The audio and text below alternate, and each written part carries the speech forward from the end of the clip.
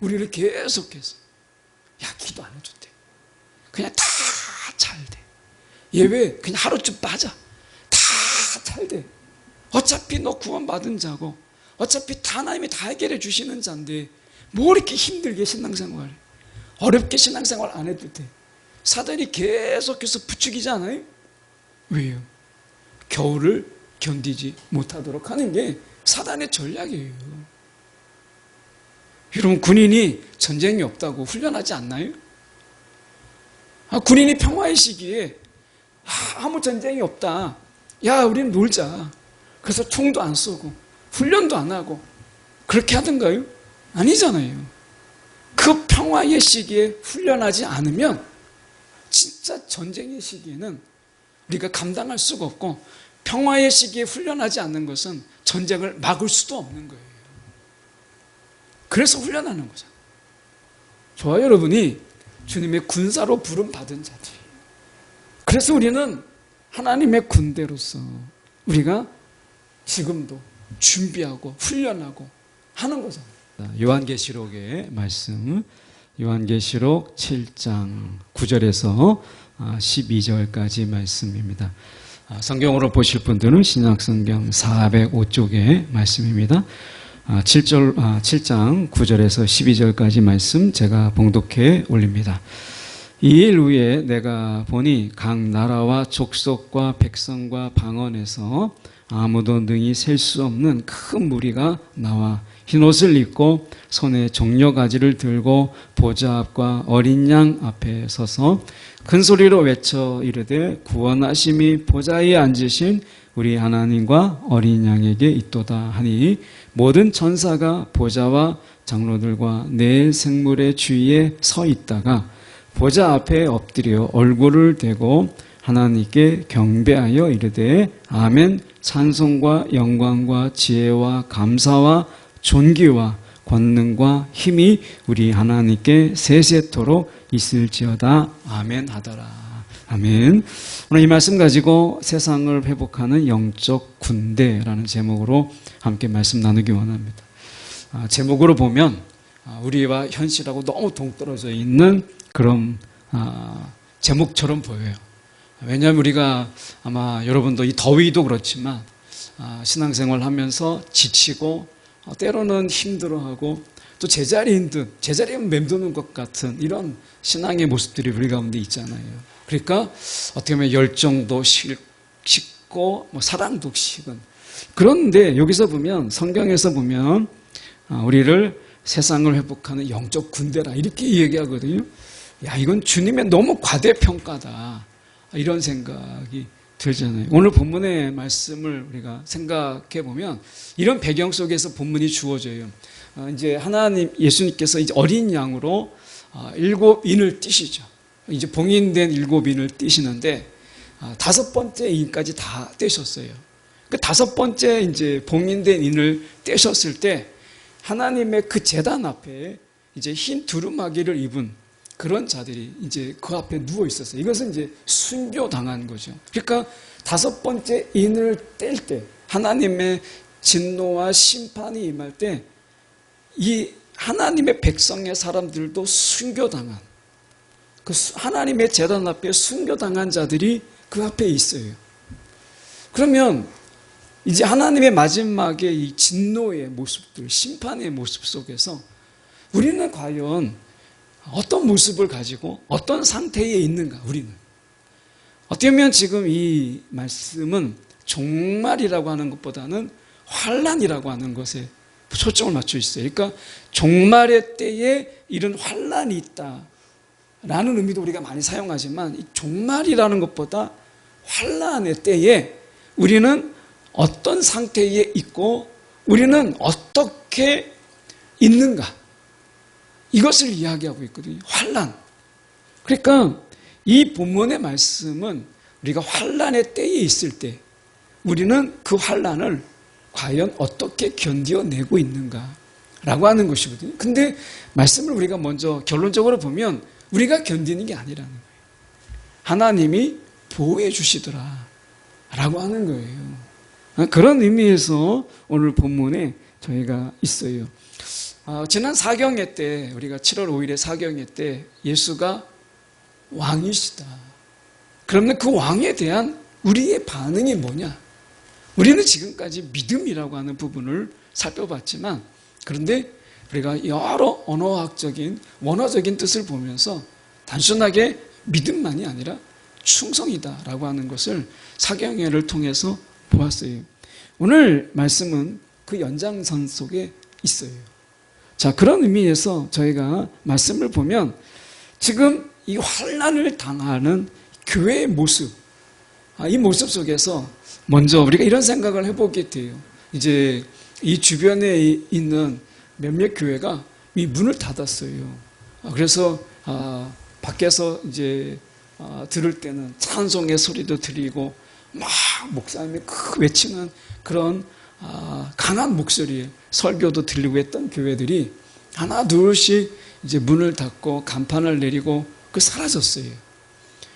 이미 우리나라뿐만 아니라 많은 나라의 현상들 중에 우리가 교인의 숫자가 줄고 교회가 주는 이런 모습들을 보여요. 한국교회도 예외는 아니에요. 한국교회가 한때 22%의 기독교화율을, 기독교인들의 수가 전 국민에서 22%를 넘었었어요. 그런데 지금 현재 18%고 앞으로 몇 년 안에 16%까지 떨어진다라고 하는 것이 대체적인 통계의 발표예요. 그 속도가 굉장히 빨라요. 몇 년 안에 6%가 줄은 거거든요. 그러니까 22%까지 올라갔다가 그게 정점이죠. 그러다가 계속해서 떨어지는 거예요. 어디까지 갈지 몰라요. 마지막에 주님이 오실 때에 이 땅에 과연 몇 명이나 남아있을까? 뭐 이런 생각도 해보잖아요. 어떤 분들은 그런 얘기를 해요. 코로나를 이야기할 때, 해석할 때, 이 코로나는 정말 진짜 그리스도인과 가짜 그리스도인을 구분하는 하나님의 하나님께서 하나님께서 가짜와 진짜를 분별하는 시간이었다. 이렇게까지 이야기하더라고요. 뭐 전적으로 동의하진 않지만 적어도 어쨌든 간에 이 코로나의 시기를 지나면서 적어도 정말 하나님 앞에 우리가 진정한 믿음으로 그리고 왕이신 예수 그리스도 앞에 진정으로 우리가 충성을 다하는 자들의 그런 자들만 남고 그렇지 않는 자들이 하나 둘씩 떨어져 나간 것을 우리는 보게 돼요. 우리가 어떠한 이유든지 우리가 이제 교회를 나가지 않더라도 나는 기독교인입니다 쓰는 이런 숫자들이 거의 200만에 육박하고 있다라고 하는 거예요. 저는 그들 중에도 분명히 구원은 있다라는 생각은 해요. 왜? 믿음은 있으니까. 그런데 하나님이 정말 원하시는 것은 우리가 단순하게 우리가 주님을 믿는 것으로 끝나는 것일까? 라고 하는 부분 속에서 우리는 돌아보게 되는 거죠. 자, 오늘 말씀 속에서 이 9절의 말씀에 보면 이렇게 말씀합니다. 이 일 후에 내가 보니 각 나라와 족속과 백성과 방언에서 아무도 능히 셀 수 없는 큰 무리가 이렇게 돼 있어요. 계시록 우리가 여러분이 큐티로 묵상하고 계시는 분들 잘 아시겠지만 이 계시록 7장 4절에 이렇게 나옵니다. 내가 인침을 받은 자의 수를 들으니 이스라엘 자손의 각 지파 중에서 인침을 받은 자들이 14만 4천이라 이렇게 돼 있어요. 14만 4천 명을 우리가 이야기할 때 우리는 신천지를 이야기하지 않을 수 없어요. 신천지가 이단인데 이만희 교주가 처음에 자기들의 교세가 10만 명이 넘겠나 싶어서 처음에 목표가 10만 명이었습니다. 그래서 13만 4천 명을 문자적으로 해석했어요. 그래서 14만 4천 명, 신천지에 들어와 있는 14만 4천 명만 구원을 받는다. 그러니까 다른데 기존에 지금 우리처럼 기존의 교회를 다니는 사람들은 다 구원이 없고 저와 여러분이 그들에 의하면 다 지옥 가고 신천지 안에 들어온 14만 4천 명만 천국에 간다. 이렇게 이야기했어요. 근데 지금 14만 4천 명이 넘었어요. 그러다 보니까 자기들 안에서 경쟁을 하는 거예요. 14만 4천 명 안에 나는 들어서 너는 못 들었어. 막 이렇게 되니까 이만희가 어떻게 얘기했죠? 하나님의 은혜로 13만 4천 명을 하나님이 다시 2배로 뻥튀겨줬다. 그래서 성경에도 없는 28만 8천 명을 이야기해요. 지금 목표는 30만 명이에요. 아마 30만 명이 넘으면 또 14만 4천 명을 또 늘리겠죠. 한 번 늘리는 게 어렵지 2번 늘리고 3번 늘리는 게 어렵지 않잖아요. 근데 성경에서 14만 4천 명이라는 숫자는 문자적인 해석이 아니라 이건 상징적인 숫자예요. 첫 번째 해석은 구약의 12지파 그리고 신약의 12사도 곱하면 144고 군단을 의미하는 1000이라고 하는 숫자를 곱하면 14만 4천 명이 나와요. 우리가 대체적으로 아는 게 이 정도의 해석이죠. 근데 또 다른 해석이 있어요. 12이라고 하는 것은 완전한 숫자예요. 거기에 제곱이에요. 144에 그리고 큰 무리를 상징하는 1000을 곱하면 13만 4천 명이 나와요. 중요한 것은 이 14만 4천 명이라고 하는 것은 옛 이스라엘을 이야기하는 게 아니라 새 이스라엘을 이야기한다 라고 하는 것입니다. 이 새 이스라엘은 구약의 이스라엘은 혈통에 의한 이스라엘이지만 새 이스라엘은 우리가 하나님의 은혜로 구원으로 그리고 그 부르심으로 인해서 이루어지는 새 이스라엘이에요. 근데 여기서 중요한 것은 뭐냐면 13만 4천 명이라는 숫자는 우리가 전 세계에 지금 여의도 순복음교회가 70만 명이다 이렇게 등록 교인이 그리고 실제 출석하는 게 43만 명이다 이렇게 이야기하잖아요. 전국에서 이제 흩어져 있는 지교회까지 다 포함하는 거죠. 근데 13만 4천 명이면 여의도 순복음교회에 있는 교회도 다 성도들도 다 못 들어가요. 저와 여러분의 자리는 없어요. 벌써 그 한 교회도 다 못 차는데 그러니까 이거는 문자적인 게 아니라 상징적인 숫자다라고 하는 거죠. 그런데 이 13만 4천 명이 의미하는 바가 무엇인가를 저희가 오늘 9절에서 말씀하고 있어요. 이렇게 말씀하거든요. 아무도 능히 셀 수 없는 큰 무리가 이렇게 돼 있어요. 아무도 셀 수 없는 큰 무리가 어디서 들어본 듯 하지 않으세요?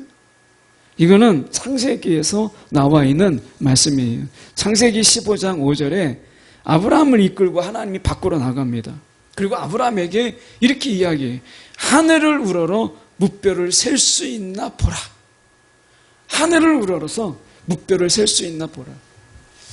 아마 서울에 사는 분들은 별을 셀 수 있을 거예요. 하늘에 있는 별을 딱 보면 빼꼼하게 보이는 별.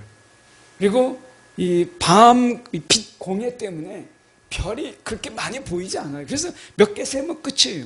그런데 제가 이 남수단에 갔을 때 방문했던 그날 저녁에 보았던 별은 정말 잠자리채 가지고 하늘을 딱 휘저으면 정말 별을 딸 수 있을 것 같아.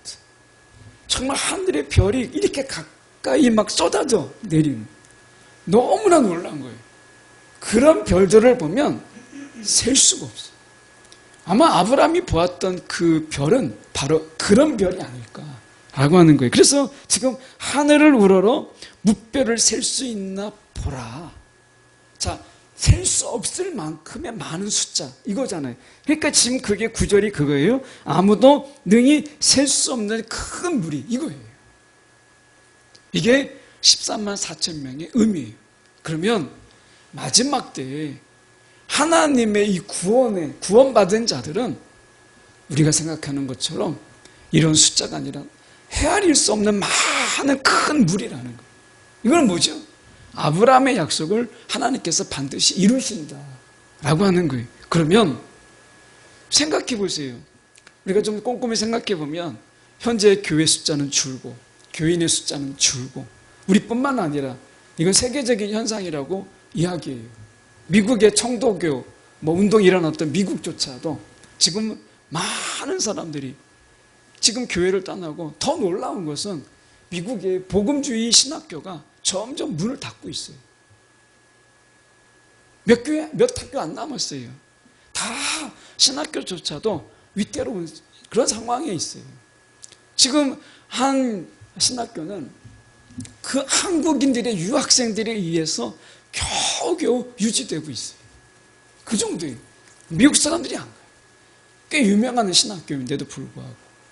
그러면 이제 전체적으로 이런 현상이고 신학교 학교에 이 신학대학원에 목사 지원자가 이제 점점 경쟁률이 그 정원을 채우기도 어려운 이런 상황에 있어요. 그러면 이런 현상들, 하나님께 쓰임받겠다고 정말 부르짖는 자들의 수가 줄어들고 교인의 숫자가 줄고 교회가 숫자가 줄어요. 코로나 때 제가 졸업했던 총신대 신대원에 그 교회에 나와서 배출된 그런 목회자들이 이제 목회하는 교회들 속에서 합동 측에서만 2년 반 동안, 코로나 2년 반 동안 4천 교회가 문을 닫았어요. 그러면 이런 현상 속에서 이것은 정말 말이 안 되는 이야기죠. 지금 숫자가 점점 줄고 어디를 통계봐도 다 줄고 있는데 아무도 능히 셀 수 없는 큰 무리가 이렇게 얘기하거든요. 제가 어제 초등부 애들 데리고 하남에 쪽에 갔다 왔는데 하남에 있는 교회들은 좀 예외예요. 하남의 교회들은 제가 하남에 있는 이렇게 후배 목사들하고 얘기해 보면 어른들이 한 100명 나오면 아이들은 한 150명, 200명 이렇게 나오더라고요. 아이들의 숫자가 더 많아요. 중고등부 아이들이 어른 숫자보다 한 두세 배 정도 많아요. 그러면 하남만 그러냐? 양주도 그래요. 양주도 가면 제가 양주에 있는 목사님 얘기해 보니까 자기 성도가 한 150명 되는데 아이들이 벌써 한 250명 된다는 거예요. 아이들이. 그 다음 세대가 막 아이들이 막 시끌벅글한 거예요. 그래서 지금 이런 신도시들은 아이들이 많고 그래서 다음 세대들이 그렇게 많다는 거예요. 그래서 교회 나오는 이유가 어른들이 교회 나오는 이유들이 아이들 때문에 교회를 나오는 이런 어떤 역전 현상이 그전에는 어떻게 됐어요? 부모님들이 아이를 데리고 나왔는데 이제 아이들이 부모를 데리고 나오는 현상들이 이런 신도시에서 일어나고 있다 이렇게 이야기해요. 그러면 이런 걸 보면 정말 부흥이 있는 거 아니냐라고 이야기할 수 있어요. 그런데 전체적으로는 많이 줄고 있어요. 한국교회가. 그런데 여기에서 9절에 보면 아무도 능히 셀 수 없는 큰 무리가 이렇게 말씀하신 이 말씀은 저는 이 본문을 이렇게 해석하고 싶어요. 마지막 때에 하나님께서 부흥케 하신다라고 하는 거예요. 근데 어떻게 부흥케 하시느냐? 중국의 교회를 예를 들면 중국의 모택동이 문화혁명을 일으켰을 때 정확한 숫자는 아니지만 100만 명으로 가정을 하면 이제 100만 명의 성도였을 때 교회에 10명도 못 모이게 문화혁명을 일으켰어요. 그러니까 10명이 못 모이게 한 거예요. 교회 모든 것을 다 문을 닫았어요. 그런데 10년, 모택동의 10년이 지난 이후에 중국 교회가 어느 정도였느냐? 많은 서양의 이 신학자들이 이야기했어요. 이제 100만 명이었었지만 10만 명도 안 될 거다. 중국 교회가 10년 동안이나 박해를 당했으니까. 근데 중국 교회 뚜껑을 딱 열어보니까 10배 성장을 했어요. 10년 동안. 이 100만 명이었던 게 1000만 명이 된 거예요. 정확히는 약 대략적인데 800만이었던 이 성도가 8천만 명이 되는 이런 10배의 성장을 보고 이 서양에 있는 유럽에 있는 이런 신학자들이 다 놀랐어요. 어떻게 핍박이 있는데 부흥이 되느냐라고 하는 거였어요. 오늘 말씀은 환난의 때에 주시는 말씀. 이 환난의 때에 아무도 능히 셀 수 없는 큰 무리, 엄청난 부흥이 있다고 얘기하잖아요. 이건 뭐죠? 평안할 때, 느긋할 때, 이때 기도하는 자가 없고 이때 주님을 찾는 자가 없고 그리고 사랑이 다 식어서 바쁜 거예요. 다 일상에 바쁜 거예요. 그런데 환난이 있어요. 환난에. 이런 환난의 때에 중국 교회가 부흥케 했던 것처럼 하나님께서 이 마지막 때 환난을 통과함으로 인해서 오히려 그 환난이 우리의 성도들을 다 떨어져 나가는 게 아니라 이제 그 환난을 통해서 엄청난 부흥이 있을 거라고 봐요. 이게 이 본문의 배경에서 흐르고 있는 이야기예요. 중국 교회가 어떻게 부흥했다고요? 환난을 통해서. 근데 지금 중국 교회가 어떻게 하느냐? 지금은 이제 시진핑이 많이 중국 교회를 억압하고 있죠. 그런데 그 전의 모습을 보면 제가 중국에 곤명을 7년을 다녔는데 제가 느꼈던 게 뭐냐면 그들이 좀 살기 좋아졌어요. 경제적인 여유가 있어요. 그래서 돈 10,000원만 줘도 주일하고 바꿨어요. 10,000원 더 주는 데가 있으면, 우리나라 돈으로 10,000원 더 주는 데가 있으면 예배 안 드리고요, 거기 가서 일했어요. 돈이 우상이었어요. 먹고 살만한데 내가 10,000원, 20,000원만 더 주면 주일 예배하고 맞바꿨어요. 이게 7년 동안 권명을 가면서 그들의 신학자 속에서도 나타났어요. 주일 예배 드려야 되는데 어떻게 해요? 10,000원 더 주는 데 있으면 사역자가 그 예배를 드리러 갔어요. 이게 평안할 때, 내가 좀 여유가 있다 할 때 일어나는 일이었어요. 오히려 중국 교회가 환난과 핍박 속에서 그들이 엄청난 부흥을 경험했던 그들이, 우리가 평화의 시기에 그들은 오히려 역행했어요. 이건 이스라엘 역사에도 나와요. 다윗 때 얼마나 환난을 당했어요. 아들들에 의해서 배신도 당했던 이 다윗은 나중에 하나님의 마음에 합한 자가 되었어요. 찬양대를 세우고 예배에 왕임에도 불구하고 어느 제사장보다 더 큰 열정으로 예배하고 찬양했던 다윗. 그런데 솔로몬은 부귀영화를 누렸어요. 그런데 솔로몬은 어떻게 했죠? 결국은 우상에 빠지고 그리고 실패한 왕으로 남아요. 오늘 우리를 돌아봐야 돼요. 지금 뭐 기도할 거 별로 없어도 막 간절하게 부르짖을 거 돌아보면 별로 없죠. 뭐 걱정될 게 있어요. 근심될 게 있어요. 그냥 기도할 게 없는 거예요. 막 부르짖을 게 없죠. 하나님 앞에 막 간절히 찾을 게 별로 없어요. 그렇게 안 해도 그냥 사는데 별 지장이 없으니까. 근데 이때가 영적으로는 심각한 위기라는 거예요. 그래서 하나님은 지금 말씀하시는 게 마지막 때 하나님의 부흥이 있는데, 이때 부흥은 어떻게 하느냐? 환난을 통해서 하나님께서 아무도 능히 셀 수 없는 큰 무리가 흰옷을 입고, 여기서 흰옷은 승리를 이야기해요. 흰옷을 입고 종려가지를 들고, 이 종려가지는 승리와 축제를 이야기하는 거예요. 그 승리에 화답하는 거예요. 축제로서. 그래서 흰옷을 입고 손에 종려가지를 들고, 이 승리가 어떤 승리예요?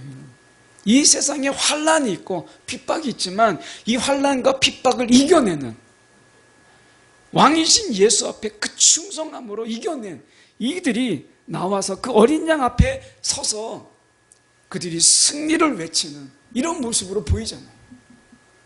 평화로운데, 아무런 문제가 없는데 승리를 외칠 수 있겠어요? 아니죠.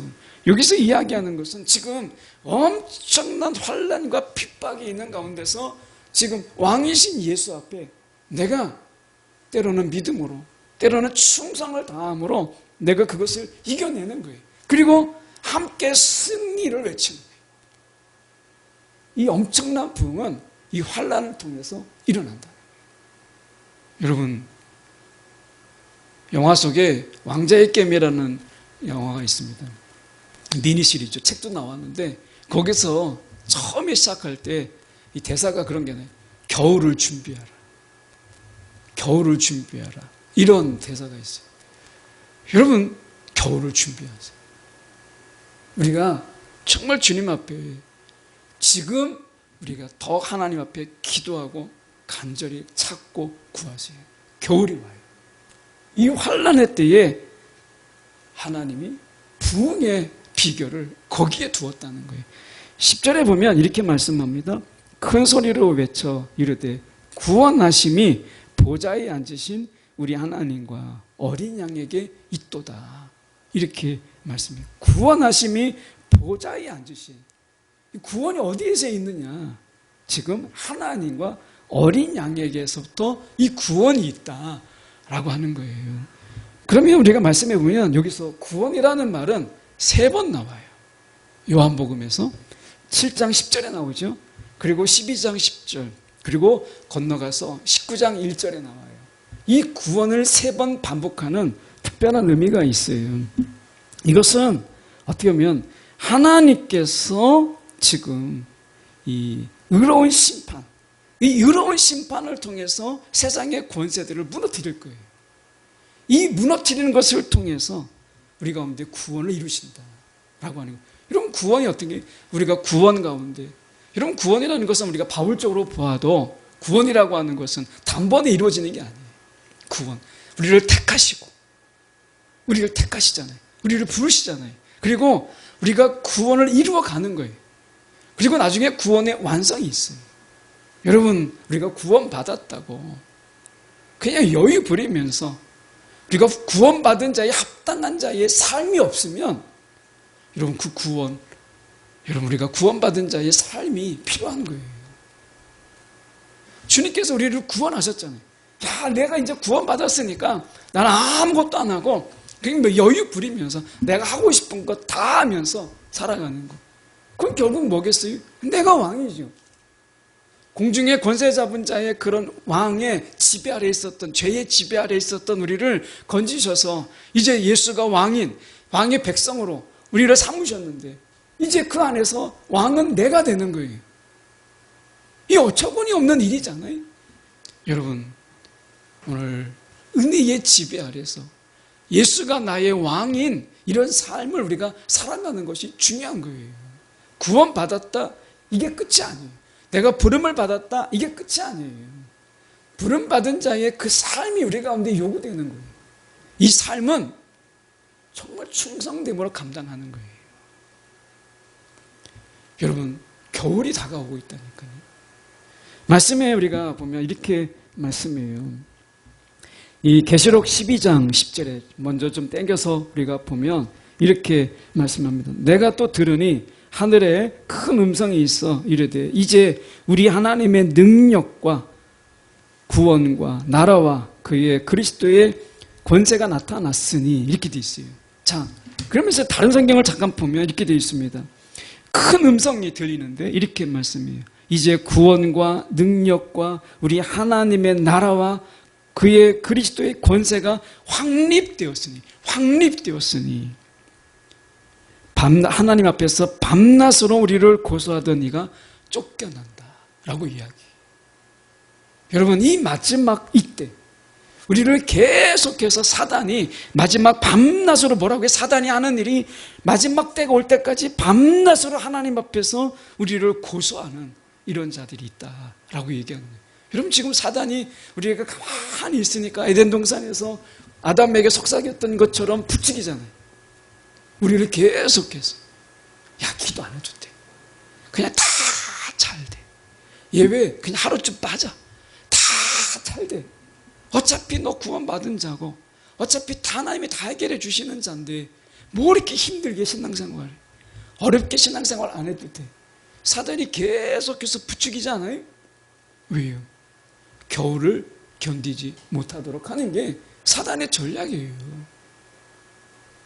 여러분, 군인이 전쟁이 없다고 훈련하지 않나요? 군인이 평화의 시기에 아무 전쟁이 없다. 야, 우린 놀자. 그래서 총도 안 쏘고 훈련도 안 하고 그렇게 하던가요? 아니잖아요. 그 평화의 시기에 훈련하지 않으면 진짜 전쟁의 시기에는 우리가 감당할 수가 없고 평화의 시기에 훈련하지 않는 것은 전쟁을 막을 수도 없는 거예요. 그래서 훈련하는 거죠. 저와 여러분이 주님의 군사로 부름받은 자들.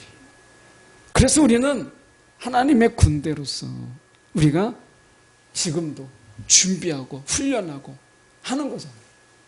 말씀해 보면 우리가 11절 12절에 우리가 가서 보면 이렇게 말씀합니다. 모든 천사가 보좌와 장로들과 네 생물의 주위에 서 있다가 보좌 앞에 엎드려 얼굴을 대고 하나님께 경배하면서 뭐라고 얘기했냐면 아멘, 찬송과 영광과 지혜와 감사와 존귀와 영광과 힘이 우리 하나님께 세세토록 있을지어다.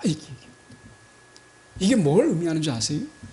이 세상에서 내가 하나님을 찬양하고 오직 그분께 영광을 돌리려고 하는 그런 자들을 세상이 감당치 못한다라고 하는 거예요. 세상이 감당치 못해.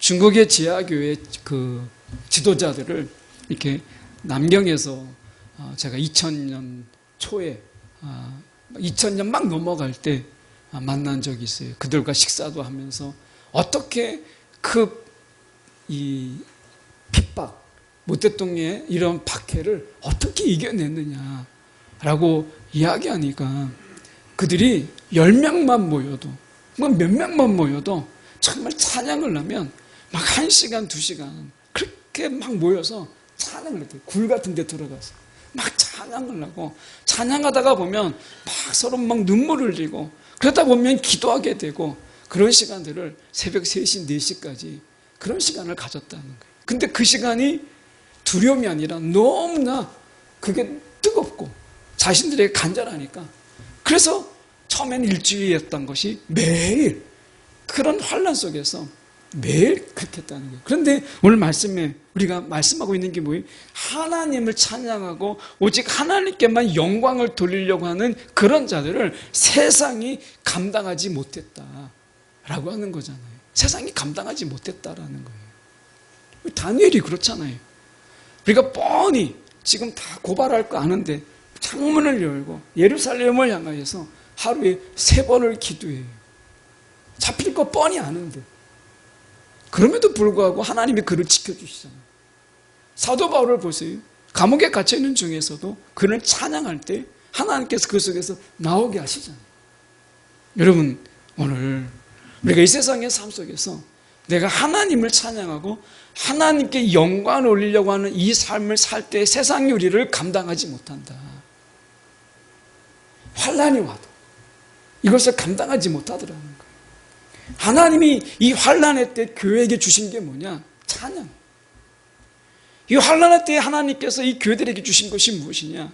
하나님의 영광을 찾는 이 마음. 이것으로 인해서 그 환난의 때에 이들이 견뎌내고 하나님께서 그들을 또한 보호해 주셨다는 거예요. 이 13만 4천 명이라는 숫자 안에는 이 숫자를 딱 묶어놨잖아요. 이것은 하나님의 보호하심을 의미하기도 해요. 그래서 이 환난의 때에 하나님이 환난이 없다라고 얘기 안 해요. 그런데 우리 가운데 찬양을 줘요.